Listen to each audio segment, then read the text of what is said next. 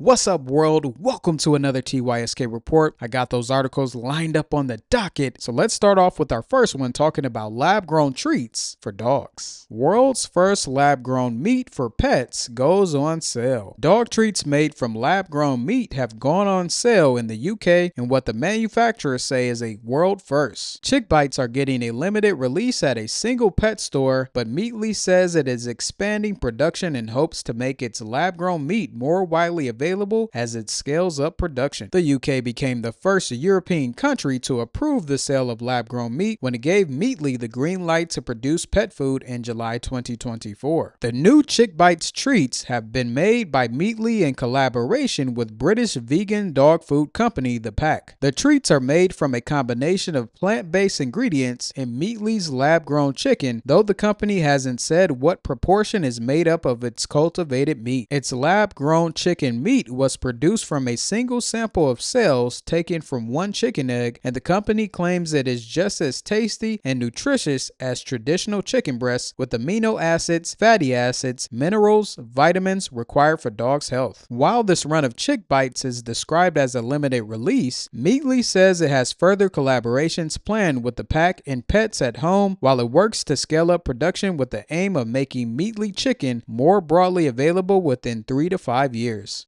Cultivated meat products have not been approved for human consumption in the UK and Europe, though they have been in Singapore, Israel, and most of the US, despite recent bans in Florida and Alabama. Alright, so what are your thoughts on this? I am not a pet owner, so I can't really give you an answer from a pet owner's perspective. Lots of people out there want to make sure that their dog has nutritious treats and meals to keep it healthy and alive. So do you believe these Chick Bites are going to be able to contribute to that and be a tasty treat for your dog due to the fact that it has some vegan mix to it? Many people out there who are pet owners may want to have their dog try this treat and may soon be customers of Meatly's products. So for all the pet owners out there, I would love to get your thoughts on this article. Comment down below in the comment section and let me know what you think. And since we're speaking about lab-grown meat for pets, let's go ahead and talk about lab-grown meat for humans. Cultivated beef pioneer Mosa Meat goes fat first in Switzerland. Swiss foodies could soon be served an experimental new delicacy, cultivated burgers. The lab-grown cuisine is the brainchild of Dutch scale-up Mosa Meat. Founded in 2013, the company cultivates beef from cells extracted from cows. The blend is then formed into burgers that are indistinguishable from the mints of supermarket shelves. Mosa calls the product the world's kindest burger. Swiss authorities are the latest target for Mosa. The company announced that it requested a novel food authorization in Switzerland that focuses on one ingredient, cultivated fat. Going fat first is a local strategy. Like the EU, Switzerland requires cultivated ingredients to be submitted individually for regulatory approval. Once approved, the fat can be mixed with plant-based ingredients into beefy products. The Swiss submission marks the latest milestone in Mosa's journey to commercialize cultivated meat. In 2013, the company's chief scientific officer, Mark Post, created the world's first cultivated burger, costing a whopping €250. 3 years later, Mosa Meat was founded, and since then the company has pioneered a cultivation technique that removes the controversial fetal bovine serum, earned the industry's first B Corp certificate, and raised over €130 million from investors including Leonardo DiCaprio. So thinking about all the food prices that continue to go up and how different meats are becoming pricier and pricier, I wonder if it gets to a point where people will begin to gravitate towards the type of meat that Mosa Meat and other companies are creating to sell in different stores. Now, on the other side of that, from a different perspective, when I go into stores, I see chicken and steak and ground beef and ground turkey being left with only 1 or 2 items until the employees have to restock them. But on the other side of that are those plant-based meats where people aren't grabbing them in number as they do with the natural meats. So as time moves on, will we get to a point where people will have to gravitate towards vegan-based and lab-grown meats, or will they just decide to go without? That is a question I look forward to having the answer to, and if any other information arises related to lab-grown meat or lab-grown products, I'll make sure to keep you updated. In the next article we have, a self-driving cargo vehicle has been launched by WeRide. Chinese self-driving company WeRide has added another new vehicle to its portfolio in the shape of the Robovan W5. The self-driving self-driving electric cargo vehicle is being hailed as a major step forward in autonomous logistics vehicles and is said to be geared towards high-frequency urban usage. Key to its appeal is a class-leading cargo space of 194 cubic feet and a payload capacity of 2,200 pounds. An operating range of 136 miles should also ensure long-distance drop-offs are no problem, and its level 4 capability applies to open roads. Top speed is a respectable 31 miles per hour. The automated functionality comes via WeRide's proven technology that includes a self-designed redundant sensor kit which detects vehicles, traffic lights, pedestrians, and other road users while providing 360-degree blind spot-free perception to operate day and night in various traffic conditions. Safety features include a redundant drive-by-wire chassis, redundant perception, emergency braking, collision warning, and driving status monitoring. As WeRide noted, it can also fall back on the company's experience of nearly 1,900 days of autonomous operations and nearly 24 million miles of autonomous driving on public roads. So I've talked about WeRide in the past few months that I've been bringing you this technology news, and WeRide has a lot of different products that they're working on. If you look right here on the website, they have their robo taxi, their robo bus, their robo van, which is different from what we just talked about with this cargo vehicle, their robo sweeper, and their ADAS WePilot driving product and service. So this is a company that's not only working on robo taxis, but also other autonomous vehicles. And even though they're not talked about a lot, I believe they are on the cusp of being integrated into different industries where their technology is going to be superior among other companies. Also, this is another article related to the transformation of the delivery space when it comes to delivering products and items to people and companies. So with all those different products that they're working on and this new self-driving cargo vehicle, sometime this year we could see mainstream news here in the US cover these different products that WeRide has out there in China. In the next article, let's talk about virtual reality. Civilization 7 is getting a Quest VR port this spring. The Civilization franchise is getting the VR treatment with Sid Meier's Civilization 7 VR on MetaQuest headsets this spring. The virtual and mixed reality game will be available for the Quest 3 and 3S, but no price or specific release date has been announced quite yet. How are 2K and Furiaxis making this work? The Civilization is presented through a board game-like construction that's projected into a physical space. Using the Quest pass-through cameras are shown in a virtual museum environment looking out onto a vista personalized to your leader. You can switch between the two modes at any time, and Meta wrote that when you're playing in multiplayer mode, you'll see your opponents around the table represented by the digital bodies of their chosen leaders. Meta also wrote that this version brings the true Civ experience to the Quest. One gameplay difference Meta mentions is that the game is sped up by default compared to other editions due to the fact that not everyone finds VR headsets comfortable for long sessions. So that's some news related to virtual reality games, and I want to bring you more of these articles just so you can see what's being developed and what's being talked about. And through presenting this information to you, this could get you interested in purchasing your own VR headset to play around with and explore. Let's go ahead and move into our next article talking about air taxis in India. Air taxi vehicle launches in India with 370-mile range. India's startup Vijaytra Air Mobility has introduced two models of a 5-seater VTOL vehicle, one with a promised range of up to 370 miles. The VJ22 electric version would have a range of 135 miles and the V600X hydrogen model a range of 370 miles, according to company founder and CEO Rantandeep Tripathi. The air taxi could carry a pilot and 4 passengers, and the vehicles could be converted for different uses, including for troop transport, commercial transportation, delivery services, medical evacuation, tourism, and agriculture. Tripathi said his company has been awarded 2 India patents for the VTOL vehicle, which also could be flown autonomously. So the air taxi space continues to grow out there in India, and I've talked about this company right here in the past, E-Plane, and also this company right here, Sarla Aviation. So as things begin to pick up and more innovation continues to happen in different parts of the world, I wonder if with the changes that the Trump administration is putting on electric vehicles and electrification here in the US, if air taxi growth is going to slow down and these companies working on air taxis in the US could start to look at other parts of the world to experiment and test their air taxis and compete with companies like this Genesis out there in India and the Ehang Holdings out there in China. So if any other air taxi news arises, I will make sure to keep you updated. Let's go ahead and move on to our next article talking about tiny satellites. A tiny satellite showed it can take high-res pics from space. Tokyo-based startup ArcEdge Space claims it has snapped what is probably the highest quality images of Earth taken by a small CubeSat. The photos were taken 410 kilometers above the Earth's surface by the company's CubeSat called Anglysat, co-developed by Taiwan's space agency TASA. It has precision attitude control, a TASA-developed Quartz off-axis optical system, a CMOS TDI, time delay integration, image sensor, and image compression hardware that all fits inside its 6U form factor, which is about the size of a desktop computer or suitcase. ArcEdge Space shared black and white images zoomed into areas as close as 1 square kilometer, showing buildings and roads with some details near Seattle and from the Patagonia region of Argentina. The Anglysat mission objectives were to demonstrate the optical system in orbit, test a University of Tokyo co-developed altitude control system,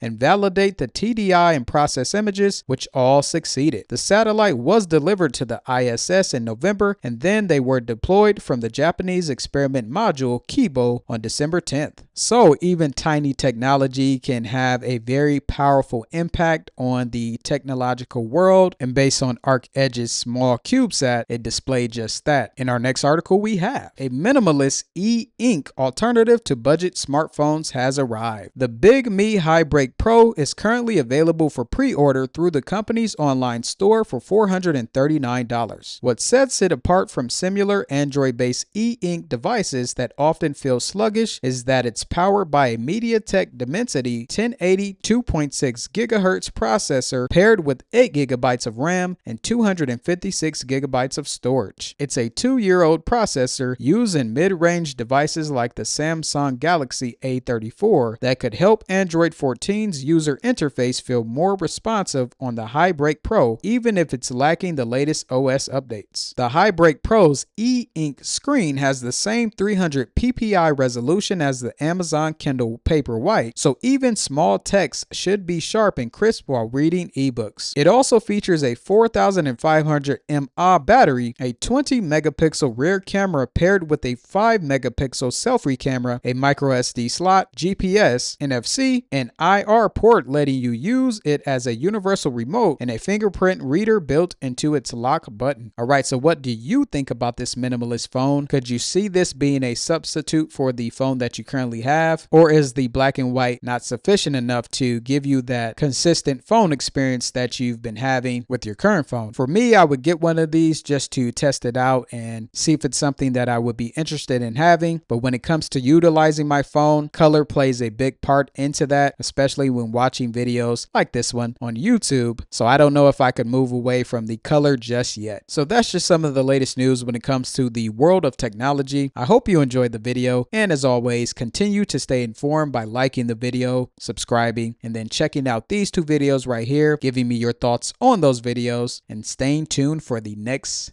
video.